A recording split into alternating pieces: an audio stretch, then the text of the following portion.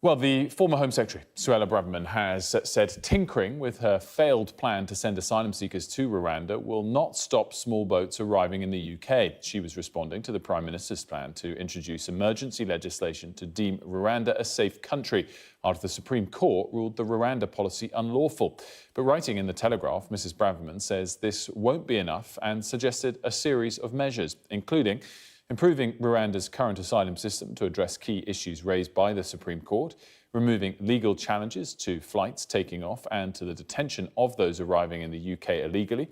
She also says strict time limits should be placed on deportations to allow for swift removals, and she's called for the bill to be treated as an emergency, with MPs recalled over Christmas to debate it.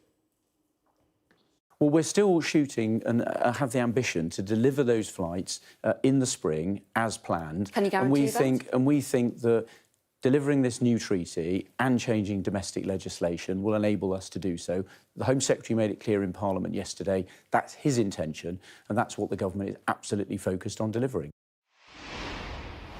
Our political correspondent Gurpreet Narwan joins me now. And Gurpreet, it's really interesting to see her set out this full article. I guess my question is whether it is being supported or similar sounds are being made by many other Tory MPs, because it was probably par for the course. It was probably expected that we'd see more criticism and announcements and comments from the outgoing Home Secretary on this topic. Is she representing a big base of the party, do you think?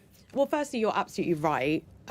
We knew that Suella Braverman wasn't going to go away quietly. She's now laying into the government's attempt to salvage its Rwanda plan, saying that these attempts simply won't work unless the government explicitly blocks off the Human Rights Act and international treaties such as the European Convention on Human Rights. That's a bold move. We get the sense that the government doesn't want to go down that road. It's hoping that it can placate the right wing of the party without the need to disavow these international treaties. But Suella Braverman is saying that that's simply not possible. She's pushing the government into uncomfortable territory, and in the process galvanising the right wing of the Tory party, that faction that you just spoke about, by framing this as a more fundamental question about sovereignty. And that, we know, is an issue that cuts to the soul of the Conservative Party.